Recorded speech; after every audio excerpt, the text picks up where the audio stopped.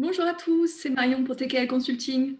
Et Victoria pour FG Learning. Bienvenue dans votre webinaire.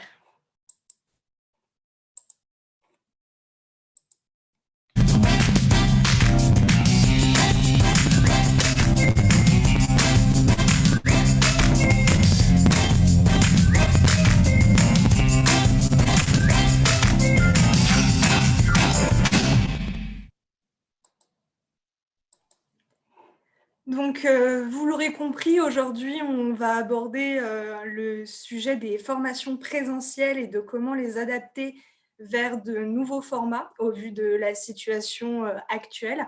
Avant de commencer vraiment de rentrer dans le fond du sujet, quelques règles. Je vais vous demander de couper vos micros si ce n'est pas déjà fait, masquer vos vignettes vidéo pour permettre de voir en plein écran les slides que nous allons vous diffuser. Et puis enfin, si vous avez des questions, n'hésitez pas à les écrire dans le chat. Nous essayerons d'y répondre au maximum pendant ce webinaire. Nous vous répondrons soit en direct, soit par le chat, soit nous reviendrons vers vous pour des questions qui demanderont peut-être plus de précision.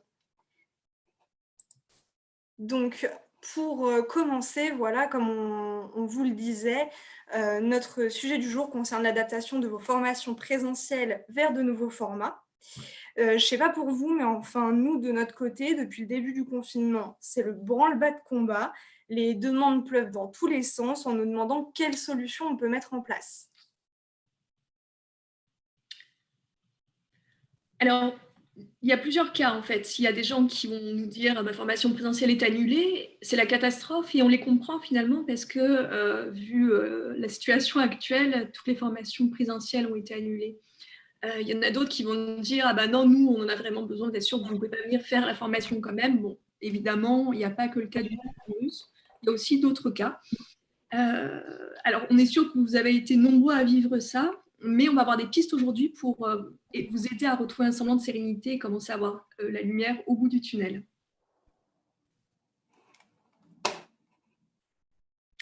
Alors, Victoria et moi, on aime bien partager. Tant que ce n'est pas nos stocks de café, jusque-là, tout va bien. Mais nos idées, ça nous fait plaisir de les transmettre. Alors, on a pour vous aujourd'hui 3 options pour assurer vos formations en les adaptant à la situation de confinement ou bien sûr à toute autre situation qui va nécessiter de trouver une alternative à la formation en salle. La première option, ça va être de transformer vos présentiels en distanciel. Dans ce cas, on va adapter la formation présentielle pour qu'elle puisse toujours avoir lieu. Sauf qu'au lieu d'être ensemble dans une même pièce, on est ensemble, chacun chez soi, mais toujours au même moment. C'est ce qu'on va appeler la formation distancielle synchrone. La deuxième option qui va pouvoir se présenter à vous, ça va être de passer du présentiel au distanciel asynchrone. En fait, on parle ici vraiment d'une transformation complète de votre formation présentielle à un format 100% digital. Chacun chez soi et les savoirs seront bien gardés. Façon de parler, bien entendu. L'idée, c'est vraiment ici de proposer une formation en ligne à vos collaborateurs pour qu'ils puissent se former où ils veulent, quand ils veulent. C'est donc pour ça qu'on parle d'une formation distancielle asynchrone. La troisième option, c'est passer d'un format présentiel à un format blended, parce que oui, tout n'est jamais tout noir ou tout blanc, et parfois on a besoin d'une solution alternative. Dans ce cas précis, on va vous proposer de mixer les 2 options précédentes. Certaines parties de la formation en salle pourront par exemple être digitalisées sous forme d'e-learning, et d'autres parties pourront se faire en classe virtuelle, car elles nécessitent des interactions live entre les pairs et ou le formateur. Donc maintenant, en fait, la question que vous allez vous poser, c'est, voilà, parmi ces 3 options, quelle est la meilleure, en fait, à choisir? Donc pour ça, il y aura 3 questions principales à vous poser. La première, c'est quel type de savoir vous cherchez à transmettre? La seconde, c'est de combien de temps et de quelles ressources vous disposez pour adapter votre formation? Et la troisième, c'est enfin de savoir à quelles ressources, vos apprenants ont accès. Du coup, on va commencer par se pencher sur les types de savoirs et nos préconisations en fonction du savoir qu'on cherche à faire acquérir. Donc, les 3 types de savoirs qu'on connaît tous, les savoirs conceptuels ou théoriques, les savoir-être et les savoir-faire. Dans le premier cas, pour les savoirs conceptuels ou théoriques, on va préconiser plutôt la digitalisation. Parce que tout ce qui va être théorique pure, concept, process, définition et règles, le formateur n'est pas indispensable en live. Des ressources bien pensées, comme un e-learning, une infographie ou une fiche mémo pourront suffire. Dans le cas où en fait on va être face à des savoir-être, là on va avoir besoin en fait du formateur et des pairs pour pouvoir interagir, pour apprendre un nouveau comportement, de nouvelles attitudes, de nouveaux discours, de nouvelles postures. Heu, en fait, on aura besoin de voir les autres faire, puis ensuite de nous-mêmes reproduire ce comportement. Dans ce cas-là, si une formation présentielle n'est pas possible, on va vous recommander une formation distancielle synchrone. Ça va être le cas, par exemple, des classes virtuelles, des webinaires interactifs, donc plutôt une classe virtuelle, effectivement, puisque là, le feedback en fait, du formateur et des pairs vont être indispensables pour réajuster en cas de besoin. Enfin, on va avoir tout ce qui va faire partie du savoir-faire. Donc là, ça va surtout dépendre du niveau de complexité de la tâche à accomplir. Ça peut aller du simple tuto vidéo à de la pratique en situation réelle. Un graphiste qui me dit qu'il a appris Photoshop grâce à des tutos, pas de souci. Par contre, si c'est un chirurgien, ça va me poser un peu plus de problèmes. Oui, c'est sûr que moi, je lui donne pas accès à ma carte vitale ni à mes organes s'il a appris à opérer sur YouTube, hein. Enfin bon, vous avez compris l'idée, c'est déjà un premier pas pour orienter votre décision. La deuxième question à se poser, du coup, ça va être de combien de temps et de quelles ressources vous disposez? Alors, il y a plusieurs cas de figure. Soit vous avez très peu de temps, et dans ce cas, on vous conseille d'opter plutôt pour une formation distancielle synchrone. Alors, attention, ce type de formation ne va pas du tout s'animer comme une formation en présentiel. On doit repenser toute sa pédagogie et adapter les modalités et les activités. Si vous n'avez pas ou peu de ressources, le minimum, c'est de s'assurer que le média que vous allez choisir va permettre aux apprenants de se connecter et d'interagir facilement. Si vous avez un peu plus de ressources, on vous conseille de vous équiper d'un outil de classe virtuelle ou d'outils collaboratifs. La formation présentielle pourra ainsi être adaptée en formation distancielle synchrone avec de multiples activités engageantes et ludiques. Si vous avez un peu plus de temps, dans ce cas, on vous conseille de choisir l'option qui vous semble la plus pertinente en fonction de votre sujet et de vos ressources humaines, matérielles, financières. Sachez néanmoins que transformer une formation 100% présentielle à une formation 100% digitale va être un processus qui peut s'avérer long et requérir une expertise technique et pédagogique. Et donc ensuite, la dernière question qu'on vous proposait d'aborder tout à l'heure, c'était la question de vos apprenants. À quelles ressources vos apprenants ont à leur disposition? Donc, si vos apprenants disposent d'un endroit calme, d'un ordinateur en bon état et d'une connexion Internet solide, c'est le jackpot, faites-vous plaisir, sky is the limit, et les consignes de votre direction, hein, parce que je ne veux pas que ça me retombe dessus. Donc voilà. Par contre, si vos apprenants ont peut-être pas l'occasion d'être dans un espace calme pendant longtemps, il serait peut-être mieux d'envisager, par exemple, plusieurs petites sessions de classe virtuelle avec 1 heure en groupe, avec le formateur et les autres apprenants, puis ensuite 30 minutes en individuel, des petites capsules, pourquoi pas, de module e-learning qu'ils vont pouvoir faire quand ils veulent dans des moments un peu plus tranquilles. Pour les cas où en fait vous allez privilégier la classe virtuelle et justement, ces découpages en petites sessions, ça va permettre aussi à vos apprenants d'avoir un moment dédié rien qu'à eux pendant la formation et en plus de ça, ça pourra être programmé en fonction des disponibilités de chacun, du formateur comme de l'apprenant. Si les ressources informatiques de vos apprenants sont plus limitées, c'est surtout là où en fait la vigilance va être de mise. Préférez des activités et des modalités plus bande passante friendly. Donc on oublie les classes virtuelles avant, ça dans tous les cas, hein, bande passante ou pas, on oublie. On oublie aussi les vidéos si lourdes qu'elles peuvent rivaliser avec Star Wars ou les Gardiens de la Galaxie. Et on évite les quiz de rapidité parce que pour les copains qui ne sont pas encore passés à la fibre, c'est pas hyper fair play et non, ce n'est pas une légende urbaine. Donc concrètement, comment en fait on s'y prend pour transformer ces formations présentielles vers de nouveaux formats, vers les formats qu'on vous a présentés là juste avant? Et bien, en fait, on va vous expliquer comment nous, au sein de First Group, nous avons proposé à nos clients de répondre à leurs besoins. Donc, avant ça, on va remettre un petit peu de contexte. First Group, comme son nom l'indique, c'est donc un groupe qui comporte plusieurs entités, dont FG Learning, organisme de formation, et TKL Consulting, qui est un organisme de conseil qui va donc déléguer des experts en pédagogie chez ses clients en fonction de leurs besoins.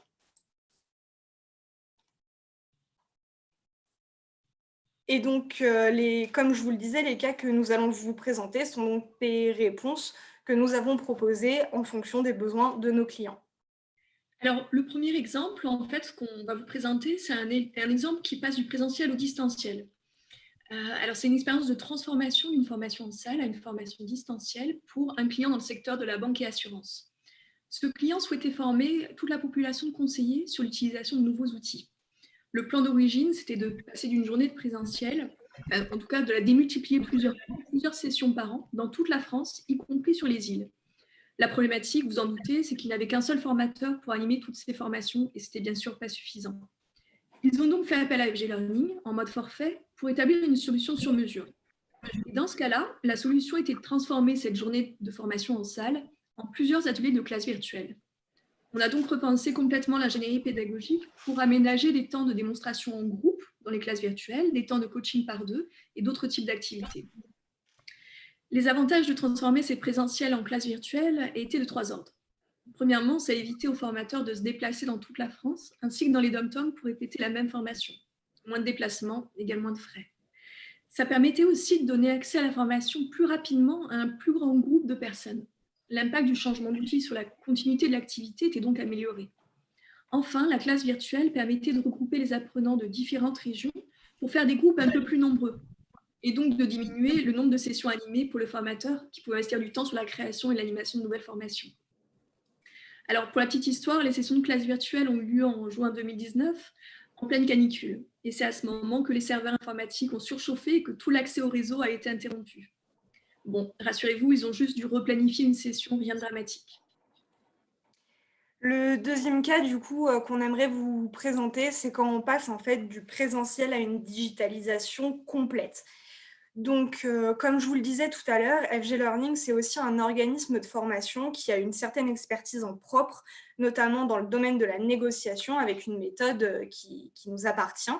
Et à l'origine, cette formation, c'est 3 jours de présentiel. L'un de nos clients, qui est un leader dans le secteur du transport et des solutions de mobilité, nous a en fait challengé sur cette formation. Pour eux, mobiliser leurs apprenants pendant 3 jours de suite, c'était devenu beaucoup trop complexe. Donc, qu'à cela ne tienne, défi relevé, on a proposé une nouvelle formule qui leur a plu.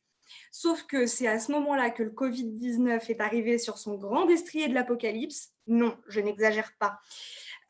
Et que du coup, on a dû revoir tout notre plan de bataille. Donc, en fait, ce qu'on a proposé, ça a été la chose suivante. Dans un premier temps, on leur a proposé en fait de créer 3 modules e-learning qui reprennent tous les points méthodologiques nécessaires avant de pouvoir passer à une phase de pratique.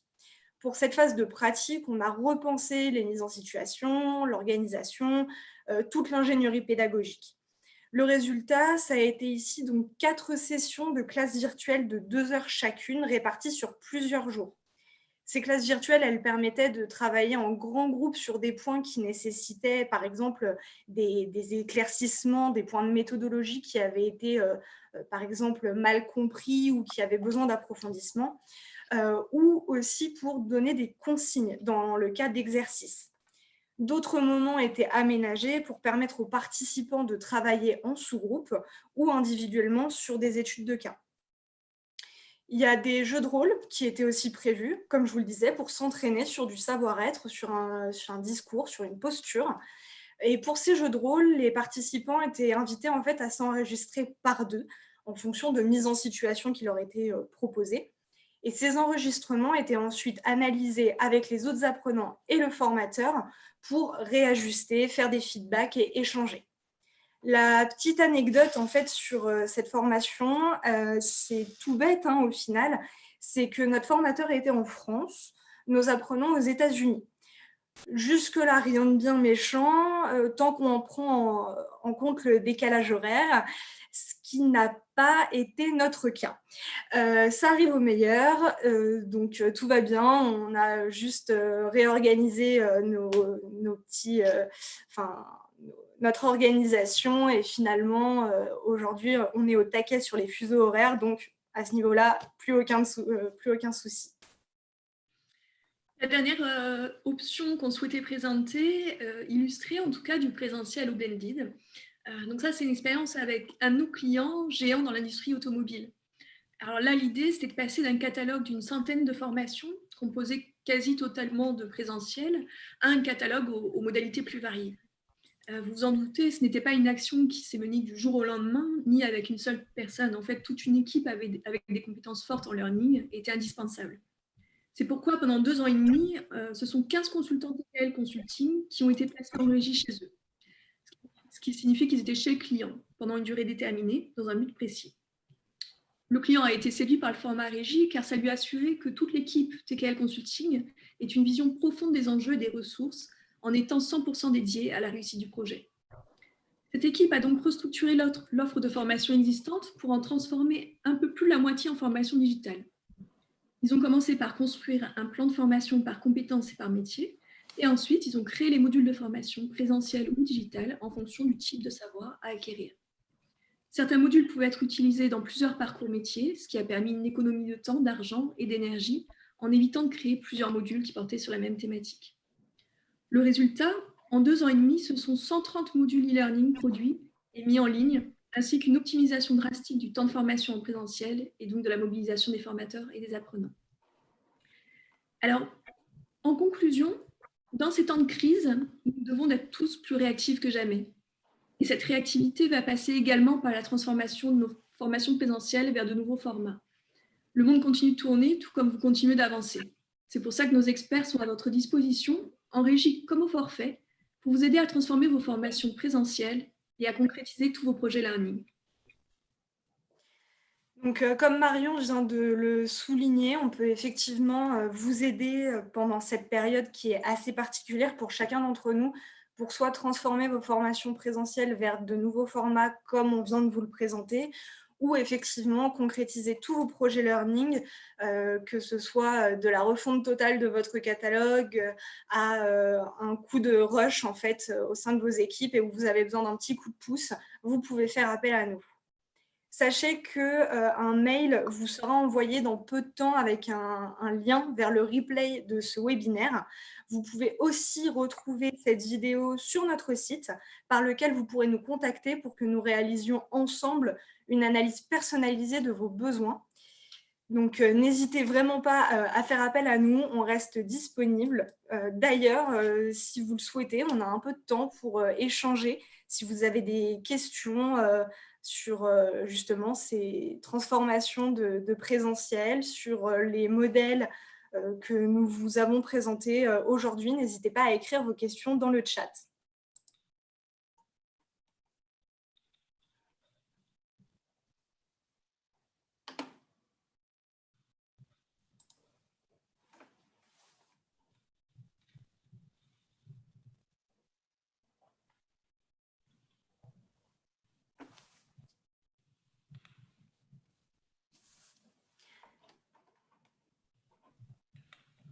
Alors, je vois que Béatrice vient de nous poser une question sur quels sont les outils que nous utilisons. Alors, plusieurs options. Effectivement, là, pour un webinaire, on a préféré utiliser Zoom puisque c'était plus facile pour ouvrir à une plus grande comment dire, diversité de participants. Dans le cas où nous souhaitons faire des classes virtuelles, on a aussi recours à Classilio qui nous permet à la fois d'animer donc des grands groupes, de faire aussi des sous-groupes comme on vous proposait tout à l'heure. Et qui permet de faire des activités comme des sondages, etc.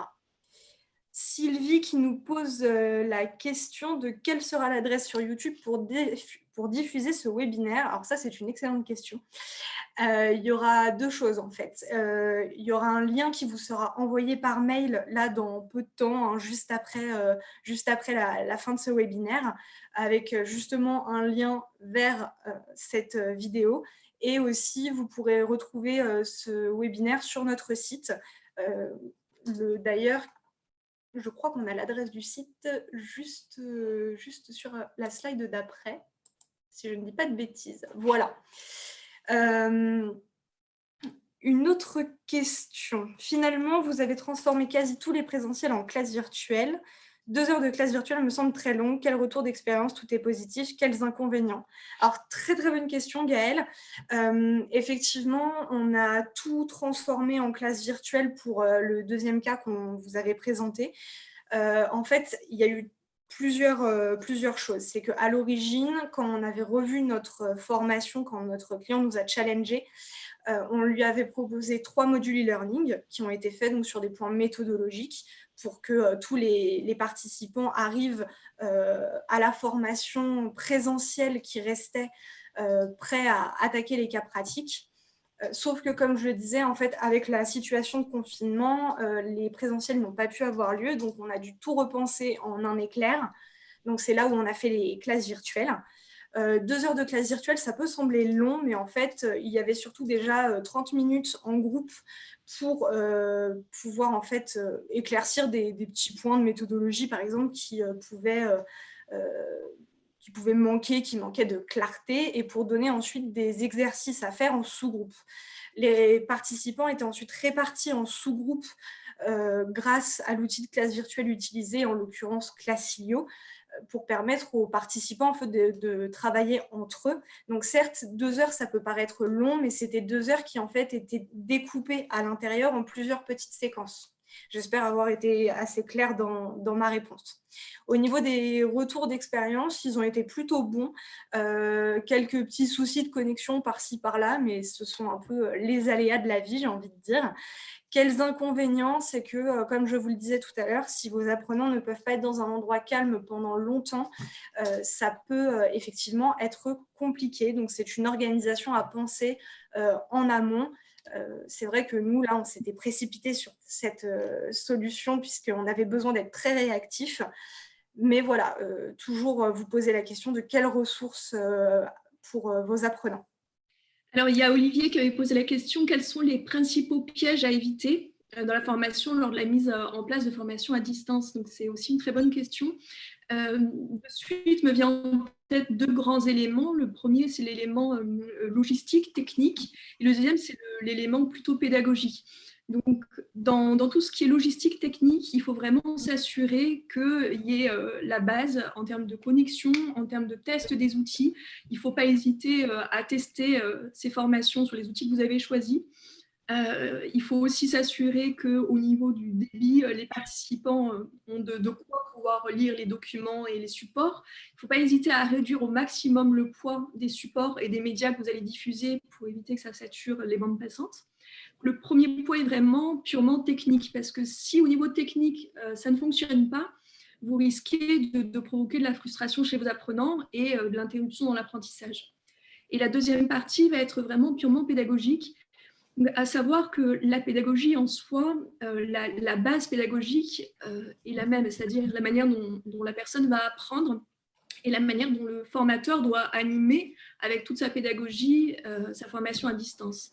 Mais il va y avoir des éléments complémentaires que l'animateur va devoir avoir en tête pour sa formation, notamment essayer de solliciter tous ses participants, de beaucoup moins être dans quelque chose de passif, mais vraiment de créer de l'interaction avec tous les outils, et aussi de solliciter les personnes qui sont les plus silencieuses. Parce qu'autant quand on est formateur devant une classe en réel, on peut voir qui a décroché et le solliciter en direct. Autant quand on est en classe virtuelle, ça peut sembler un peu plus difficile. Il ne faut pas hésiter à solliciter nominativement la personne en disant Olivier, ça fait longtemps qu'on ne vous a pas entendu, est-ce que vous n'avez pas une petite question? Est-ce que vous avez bien compris la dernière partie? Donc, les techniques d'animation en classe virtuelle nécessitent évidemment de la pédagogie, mais aussi d'être encore plus attentif à l'interaction et au suivi des participants. Je vois que nous avons aussi une question qui nous demande en combien de temps est-ce qu'on peut transformer un présentiel de 2 jours en digital. Tout dépend en fait, ça dépend de beaucoup de choses. Soit votre journée de présentiel était déjà construite et il suffit il suffit, entre guillemets, de l'adapter à un format digital. Mais encore une fois, format digital, qu'est-ce que ça veut dire? Est-ce que vous souhaitez l'adapter en module e-learning à 100%? Est-ce que vous souhaitez que ce soit des classes virtuelles? Quels sont les moyens et les ressources dont vous disposez? Donc là-dessus, en fait, il n'y a pas vraiment de règles pour pouvoir vous donner un timing précis. Une autre question sur le cas 2, que je vois que ça suscite beaucoup d'interrogations, cette transformation de classe virtuelle. Pour les enregistrements des jeux de rôle par les apprenants, effectivement, il y avait des règles qui étaient données en grand groupe, en disant, bah voilà, les mises en situation que vous allez devoir jouer, elles étaient envoyées par mail ou par chat, en disant, voilà, un tel va jouer tel rôle, l'autre va jouer tel rôle, vous avez 10 minutes ou 15 minutes pour l'enregistrement, mais vous avez 1 heure pour vous préparer. Et ensuite, il y avait un débrief, tout simplement. Alors, une autre question, je vois. Quels arguments et ou éléments de motivation avez-vous utilisés pour convaincre vos collaborateurs à effectuer une formation à distance virtuelle en cette période de confinement? C'est une excellente question. Comment est-ce qu'on a fait? J'ai envie de vous dire qu'on n'a pas laissé le choix et en même temps, c'est pas vrai. On en a bien sûr discuté avec nos collaborateurs en demandant déjà s'ils pouvaient assister à ces formations. Est-ce que c'était quelque chose qui était possible pour eux en fonction des ressources qui étaient à leur disposition? Si effectivement ils pouvaient bénéficier d'un endroit calme pour pouvoir suivre des e-learning, une classe virtuelle ou même avoir le formateur au téléphone, à ce moment-là, ils étaient déjà un peu plus réceptifs à accepter la formation. Et ensuite, au niveau motivationnel, de toute façon, si votre apprenant souhaite apprendre, il trouvera le moyen de s'impliquer dans son apprentissage et donc dans sa formation, que ce soit du présentiel, que ce soit du digital. Tout viendra aussi de l'apprenant. C'est ce qu'on appelle en fait vraiment la motivation intrinsèque. Marion, je ne sais pas si tu as quelque chose à rajouter sur ce que je viens de dire. Non, c'est très complet. Non. Je vois un commentaire qui dit une personne qui a participé à des exercices en classe virtuelle et en sous-groupe. Parce que oui, c'est possible avec certains outils, on peut vraiment recréer des ateliers en sous-groupe. On n'est pas obligé d'être tout le temps en groupe total. Et cette personne dit qu'elle a trouvé ça plus efficace à distance car pas de pollution par les interventions. Et d'après elle, c'est un avantage de la classe virtuelle, on perd moins de temps. Alors c'est vrai qu'on peut être aussi parfois plus concentré. Alors parfois, il y a de la déconcentration du fait de l'environnement et ce qui se passe derrière l'ordinateur. Hein. Si on a notre famille, nos conjoints, nos enfants, on l'a tous expérimenté ces derniers temps. Mais il y a quelque chose aussi de l'ordre de je suis vraiment connectée à ce qui se passe. Et si l'animateur a des techniques d'animation qui sollicitent suffisamment tous ses apprenants, c'est vraiment intéressant. Oui, tout à fait. Une question sur les outils qu'on utilise pour créer des modules e-learning et si on utilise le rapid learning.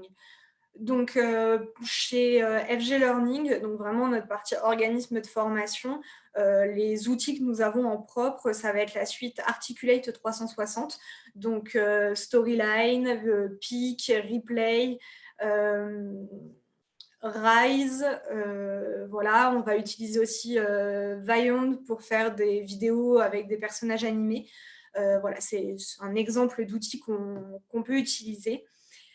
Pour le rapid learning, justement, nous, ce qu'on utilise, c'est Rise 360, donc de la suite Articulate, qui permet en fait de créer rapidement du contenu, puisque en fait les modalités d'exercice sont déjà toutes programmées, toutes rentrées, contrairement à Storyline, où il va falloir tout créer par soi-même. Quand on parle justement, excuse-moi Marion, je rebondis juste en fait sur une question qui du coup est un peu similaire. Quand on parle de e-learning, qu'est-ce que ça recouvre exactement? C'est vrai que quand nous on parle de e-learning, on parle vraiment de capsules digitales asynchrones. Donc justement, ce qu'on va réaliser avec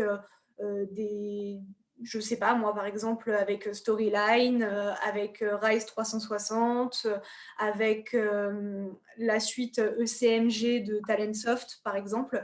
Voilà, ça va vraiment être des capsules digitales où il n'y aura pas d'interaction entre le père et les pairs et le formateur en direct. Ça va être quelque chose vraiment d'asynchrone. Alors, il y a une question d'Olivier sur la différence tarifaire entre une formation présentielle et à distance. Donc ça, ça dépend d'énormément de facteurs.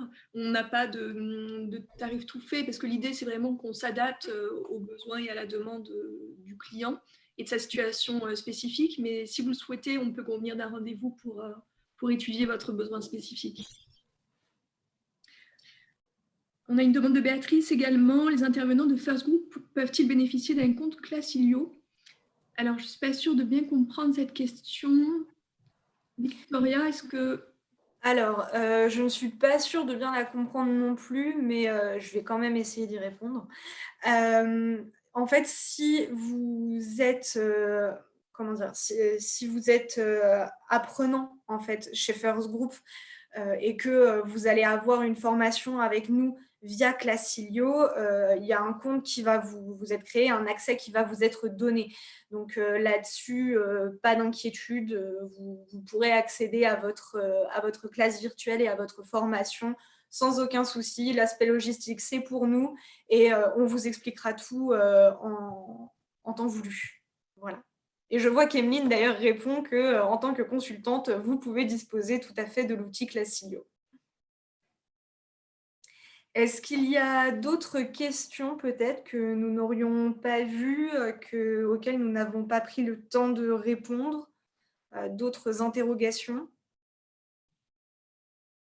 Sachez qu'en tout cas, même si là, vous n'avez pas de questions qui vous viennent directement à l'esprit, Marion, moi-même et bien sûr toute l'équipe de First Group, hein, que ce soit FG Learning ou TKL Consulting, nous restons tous à votre disposition. Si vous avez des questions, besoin de plus d'informations, n'hésitez pas à revenir vers nous. De toute façon, nous reviendrons vers vous dans le petit mail dont je vous parlais tout à l'heure avec le lien replay vers ce webinaire.